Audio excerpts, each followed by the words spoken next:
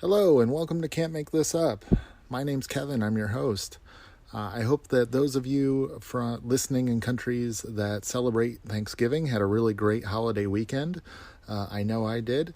I'm just got home this week. Did a little bit of traveling last weekend. Family and I went to the Smoky Mountains in Tennessee. Did a little bit of hiking, and it was a wonderful experience.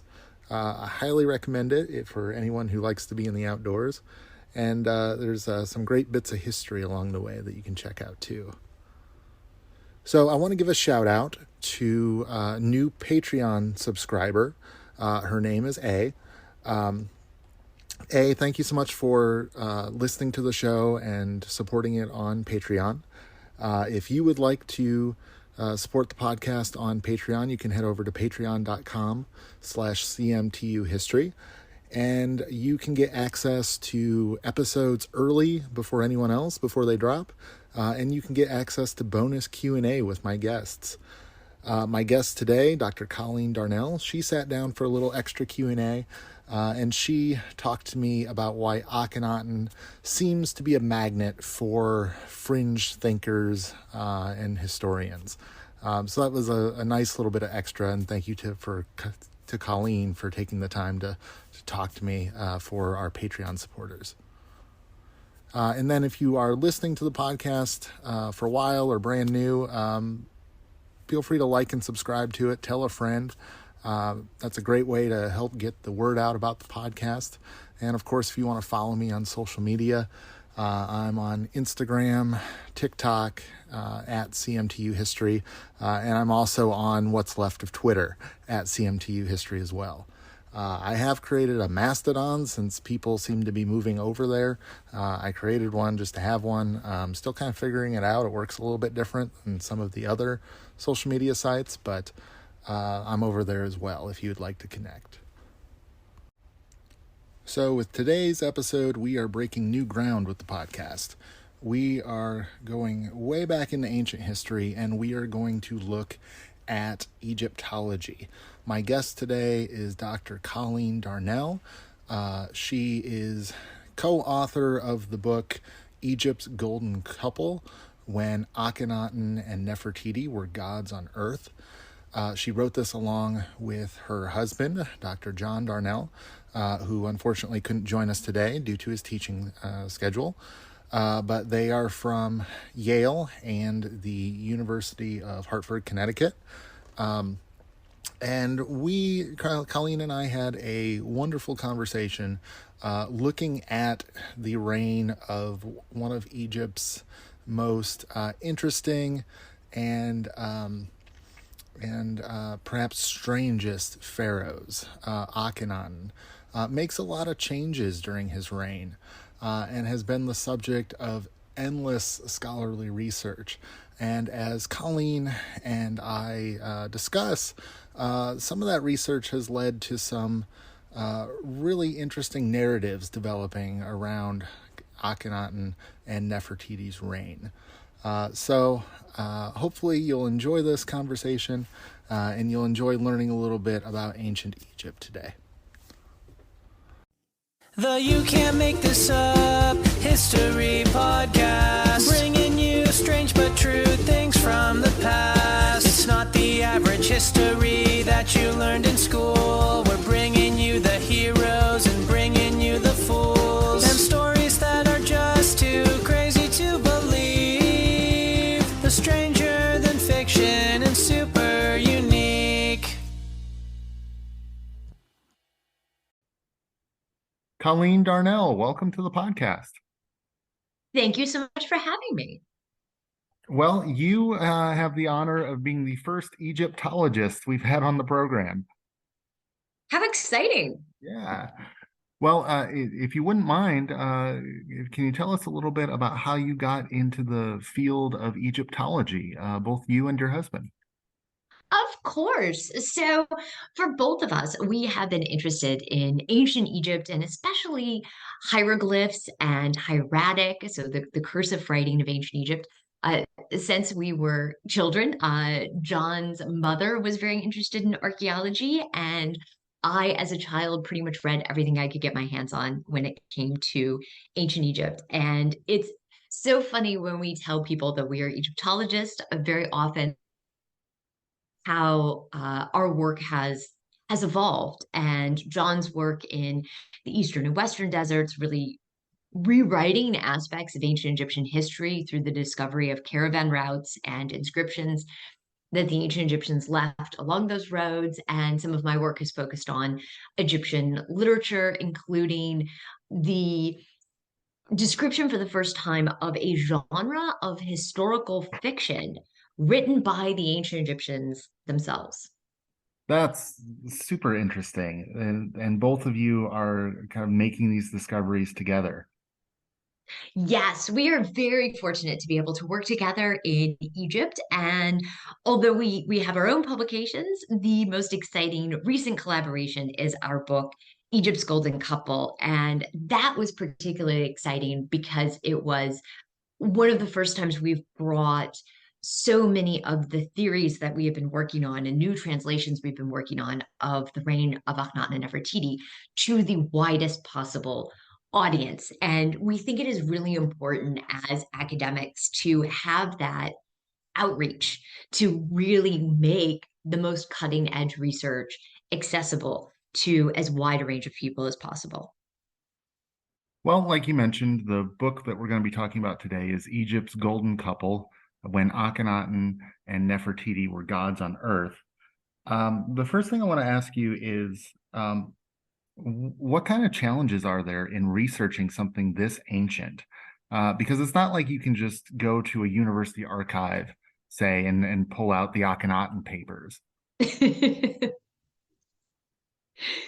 Yes, that is an excellent point. And we talk about that in the preface, that it is so challenging to reconstruct the lives of people who lived 3,300 years ago. And for Akhenaten and Nefertiti, it's a special challenge because the ancient Egyptians attempted to write them out of their own history.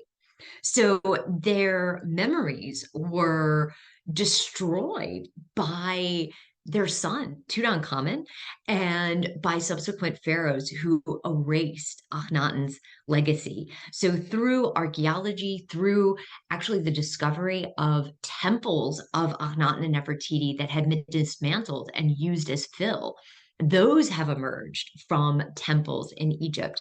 So the biggest challenge was simply trying to put all of these disparate pieces of the puzzle together to try to tell a more continuous narrative.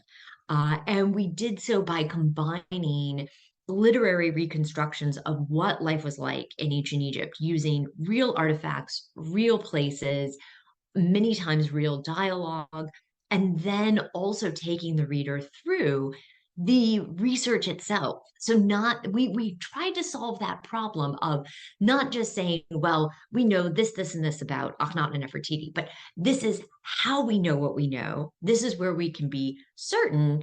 And here are some things that we think are likely that they did and believed, but for which there are uncertainties and debate.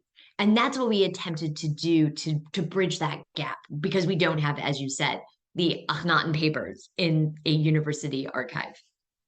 Okay, well, let's get started talking about these figures. What what kind of environment did Akhenaten come of age in? What do we know about his father's reign? We know a tremendous amount about the reign of his father, Amenhotep III, which lasted for 37 years and is really one of the absolute golden ages of ancient Egyptian history. It is the height of Egyptian peace and stability in terms of both Egypt itself and its territories to the northeast and to the south. It is a time of artistic flowering. There are thousands of statues produced during Amenhotep III's reign.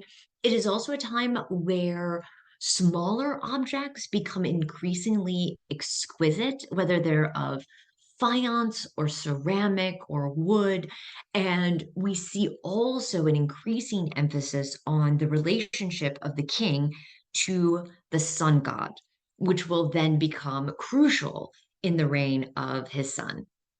So if anybody is familiar with Akhenaten, what you just mentioned about the sun god is kind of synonymous with him. So when his father, Amenhotep III, dies, what changes does he start to implement? From the beginning of the reign of Akhenaten, when he is still King Amenhotep, so the fourth king of that name, he focuses increasingly on the worship of the sun god. And he gives the sun god a new name, and yet almost all of the aspects of that name have recently been found in by Egyptian excavators in Luxor during the reign of Amenhotep III. So even in the new name that Akhenaten gives to the sun god, which is Aten, the sun disk, and it also has a longer name of the sun disk who rejoices in the horizon. So this focus on the journey of the sun through the sky. But even in that, what Akhenaten does in the first few years of his reign appears to be a continuation of the developments in solar worship that we see during the reign of his father. And that was something we really wanted to emphasize because, as you said, when most people think about Akhenaten, they think about a monotheistic focus on the sun god. And yet, it wouldn't have seemed as weird to an ancient Egyptian in the first few years of Akhenaten's reign, precisely because of what had happened the previous 2 decades. You mentioned in your book that there's kind of this existing scholarship surrounding Akhenaten and what we have thought about his reign. Can you comment a little bit on what the existing competing narratives are surrounding Akhenaten's reign? Absolutely. And this was one of the aspects that we really wanted to tackle is that if you read books about Akhenaten, you literally would not think you were reading about the same person. That in some scholarship, particularly in the early part of the 20th century, Akhenaten was presented as a proto Messiah, as a forerunner almost of Jesus, as someone who might have known and influenced Moses, something that Sigmund Freud went all in on in some of his works.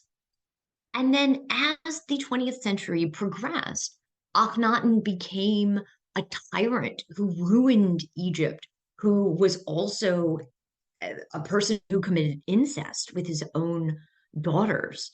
And so the evidence in terms of primary sources hadn't changed hugely. Some new texts had certainly been discovered, and we talk about a few of those where we have differences in our translations of did Akhenaten have a revelation, or was this new solar worship a question of research and incremental change? But at the same time, looking at some fairly similar sources, there were essentially two Akhenatens that had been bequeathed to the world through scholarship, and even more so than that's kind of the polarity if we go to the two extremes. So where do you and John fall in this spectrum of interpretations? What we try to do is show that there were certainly aspects of Akhenaten's solar religion that created an extreme, particularly the iconoclasm against other Egyptian gods, primarily the god Amun-Ra, the king of the gods and the chief god of the imperial New Kingdom. So, in that, yes, he was very much hated by the ancient Egyptians. But we try to show that getting to the point of iconoclasm and getting to the point where his beliefs would have been increasingly rejected by priests and other members of Egyptian society, that really is an incremental change and not something that we see out of the gate. For example, daughters that Akhenaten may have sired with his own daughters are in recut blocks where Akhenaten's second wife, Kia, and her daughter, Bakhet Aten, were removed from reliefs. And as Kia was replaced with one of Akhenaten's daughters, they still needed to rename Kia's daughter. So they basically had a little placeholder that was, so for example, at one point, Kia is replaced by the eldest daughter of Akhenaten and Nefertiti, Meritan. So what do you do with the little figure behind? Kia replaced with Mary Dotton, you name her Mary Dotton the Little. And so the assumption that, well, that's actually a daughter sired by Akhenaten vanishes when we see that the only time these granddaughters are in the sources is these small series of recut blocks, so that maybe he really loved his family in a pleasant way, because we do see him playing with the daughters and having this loving relationship with Nefertiti. They even kiss in the chariot. But what we show is that every step of the way, the presentation that Akhenaten and Nefertiti make of themselves has a theological and an ideological purpose. So we shouldn't read his art too literally. And that if you look at the theological purpose of his art and his representations in the context of the much longer trends in Egyptian religion, that we really can say something about how he took all of these traditional aspects of Egyptian kingship, but then went to an extreme. And it was when he went to the extreme that his reign was rejected.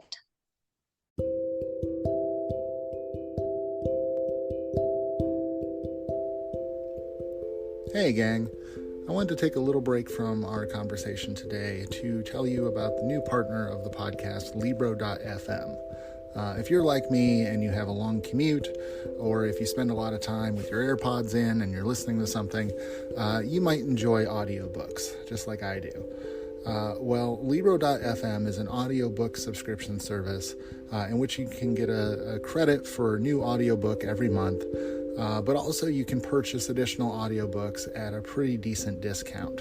And the kicker for Libro.fm relative to other audiobook services is that a portion of every sale goes to support an independent bookseller of your choice.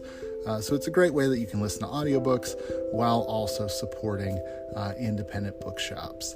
So if you'd like to check out Libro.fm, there is a link for it down in the description of this episode in your podcast app. And if you want to join up with that link, you can get an additional audiobook credit in your first month. So check out Libro.fm. Now back to our conversation.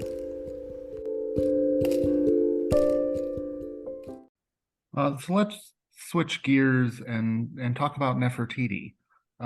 What do we know about her, and what do we know about their relationship together? It's really interesting that we know remarkably little about Nefertiti. In fact, we don't even know who her parents were or if Nefertiti was her name at birth. It may have been a name that she adopted, just as Akhenaten changed his name from Amenhotep. But using both historical sources, fragmentary and now damaged hieroglyphic inscriptions in the royal tomb at Amarna, ancient Akhenaten, as well as really interesting DNA evidence that has been spearheaded by a team led by Dr. Zahi Hawass in Egypt, that this all suggests that Akhenaten and Nefertiti were first cousins on both sides, and that Nefertiti belongs to the same family as Akhenaten's mother, Queen Tia. And I also would love to point out for listeners that we have both a family tree and a cast of characters. So, because there are a lot of names throughout the book, we try to have a place where you can always flip to and remind yourself how these people are related to one another. It is kind of a jigsaw puzzle to keep it straight. It absolutely is. And it's even more confusing because some people then will say, well, Tutankhamun's mother is Kia rather than Nefertiti. So it really is this a jigsaw puzzle, exactly as you said, where the pieces are going to be fit together in different ways depending on who you're reading. So we try to cut through some of the noise and some of the debates. And what we do with our presentation of Nefertiti, because we don't have a single speech that she made, we have no first person accounts of her the way we have some of Akhenaten's speeches. But because Akhenaten and Nefertiti always show themselves together, she's at his side. And at Karnak temple, built during the first in a temple to Aten at the Karnak temple complex, built during the first few years of Akhenaten's reign, Nefertiti appears alone, worshiping Aten. This is the only time a queen appears directly offering to a god without her husband, the king, present, with the exception of Queen Hatshepsut, who later became King Hatshepsut. So, through the art and through the fact that Akhenaten and Nefertiti present themselves as a couple, as a unit, we argue that what they accomplish, becoming gods on earth, is only possible because they do it together. So we hope that readers can see that much of Nefertiti's story can be recovered by understanding how much of what she did is tied in with Akhenaten, and also how much Akhenaten depended on Nefertiti to make the theological changes that he was making in the worship of Aten and in the construction of his new capital city. So she really was a partner in this. Absolutely.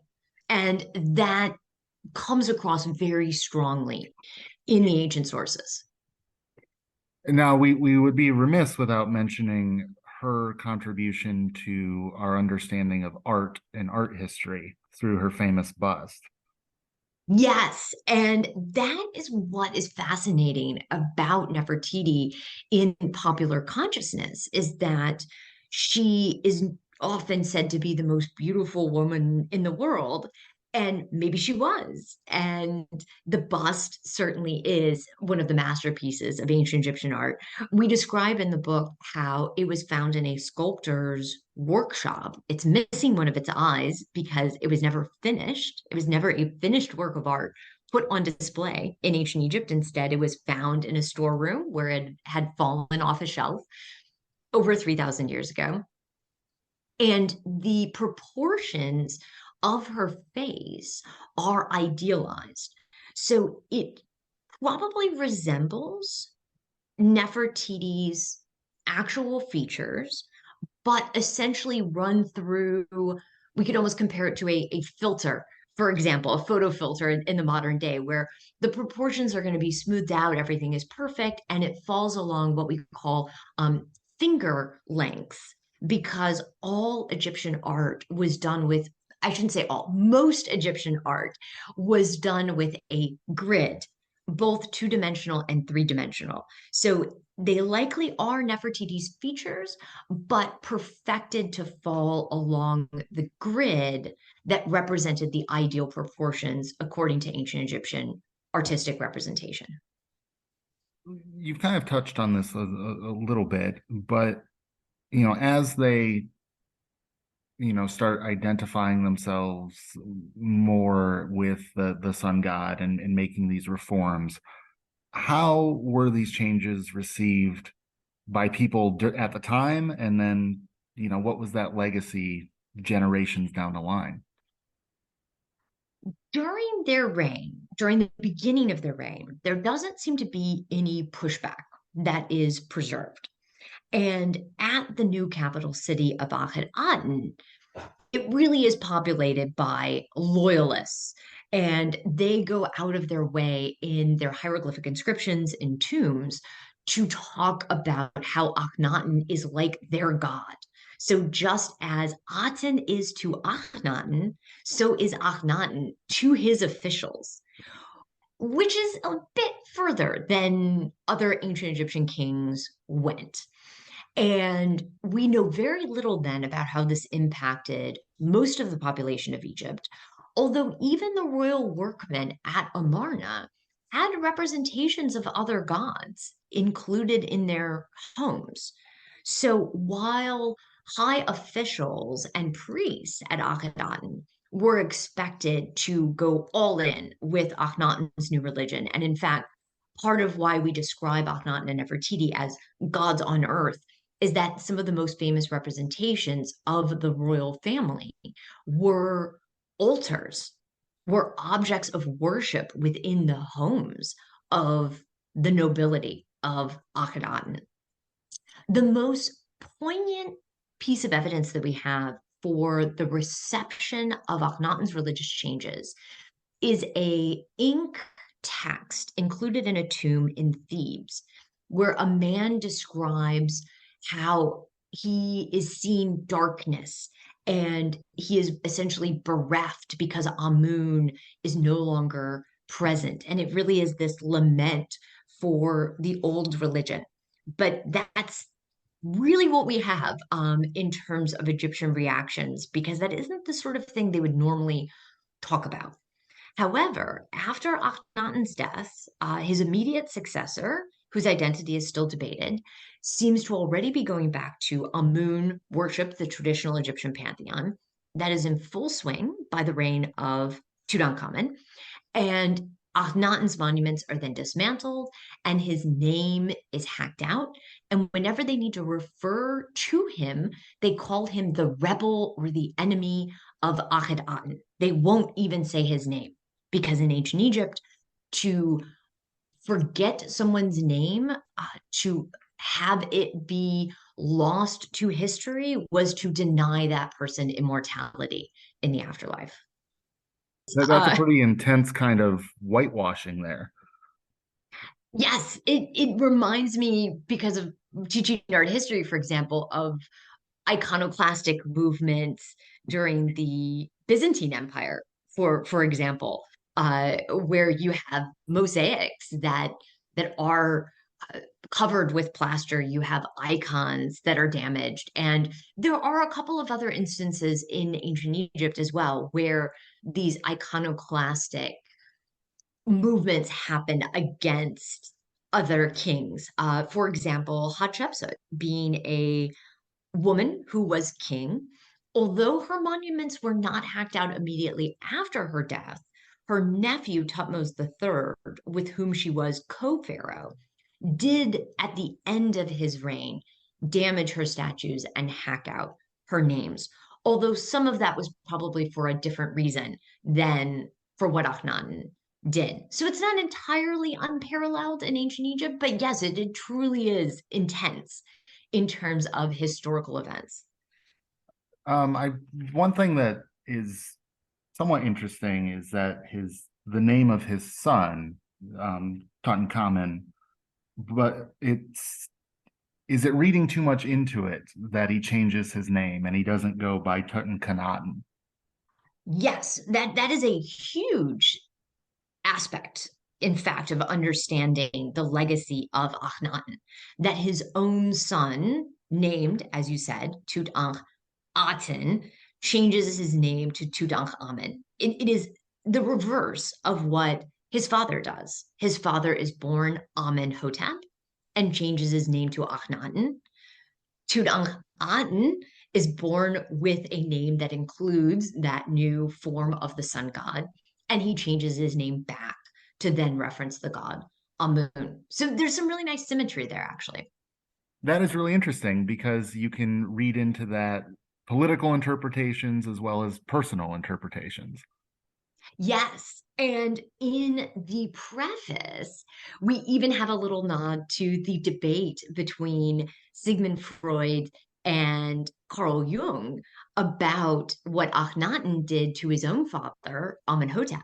Because when Akhenaten commands that the name Amun be hacked out, he even hacks it out in the name of his own father. But he doesn't hack out the name of his father where it doesn't have Amun. So, for example, Amenhotep III's coronation name is Neb Mat Ra, the Lord of Cosmic Justice, is Re, is the sun god. That name stays. But Amenhotep, the Amun, gets hacked out.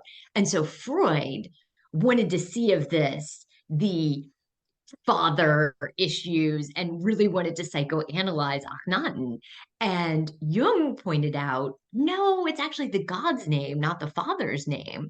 And this is recorded in Jung's writings, that Freud was so attached to Jung as this son figure that Freud fainted when Jung confronted him about his interpretation of Akhenaten. I found that part particularly interesting. The idea that these 20th century psychologists are trying to psychoanalyze these pharaohs from millennia earlier. It really does show how so much of what has been written about Akhenaten and Nefertiti in the 20th century has been an attempt to use them to say something about the modern world. And we really wanted to take the opposite tact. We wanted to see what we could say about Akhenaten and Nefertiti as fascinating historical figures in their own right. Well, Colleen, I've really enjoyed talking to you about this, and I've learned a lot about Akhenaten and Nefertiti. If listeners would like to learn a little bit more about Egypt's Golden Couple and pick up a copy of the book, where can they go? So it is available at all major booksellers, certainly Amazon and Barnes and Noble. It is available as a hardcover, an ebook, as well as an audio book. Our Audible narrator is really great. And it is also available at independent booksellers. And RG Julia is one in Connecticut, but really any bookseller will have it available. Okay, and we'll have a link for listeners to a website that'll connect them with their local independent bookstore if they want to grab a copy. And if people want to learn more about your and John's research, this is the latest in a long line of publications. Where can people go to learn more about your guys' work? So we both have sites on academia.edu that have PDFs of a lot of our scholarly works, both books and articles, so you can learn more about our discoveries of early rock art, one of which even makes it into the preface of Egypt's Golden Couple, and a lot of our work on historical fiction, ancient Egyptian religion, our public facing Egyptology work, where we really bring information about research to a broad audience, is our Instagram, which is at vintage_Egyptologist. And you can sort of follow some of our archaeological adventures there, as well as detailed captions that always tie in whatever picture we're talking about to ancient Egypt. And I've had the chance to check that out. It's a very cool Instagram. Thank you so much. All right. Well, Colleen Darnell, thank you so much for being my guest today. Thank you for having me. It was such an honor to chat. Thank you for listening to another episode of Can't Make This Up. I hope you enjoyed listening to this conversation with Colleen Darnell about Egypt's Golden Couple. And big thank you to Colleen for taking the time to talk to me today. If you would like to pick up a copy of Egypt's Golden Couple, as always, I have a link for it down in the description of this episode in your podcast app. That will take you to a website called indiebound.org, and you can pick up a copy of the book, but it will connect you to your local bookseller in your area where you can find a copy from a local store, which is pretty cool. All right, well, I'm looking forward to a conversation I'm having tomorrow, actually. I'm going to be talking to Alexander Rose about his book, The Lion and the Fox, about spies during the American Civil War. I'm very excited about that. And I'm already looking ahead to early 2023, where I'm going to be having a guest on. We're going to be talking about a women's murder ring in Europe, which will be really interesting. So until next time, I hope you have a great holiday season. Bye now.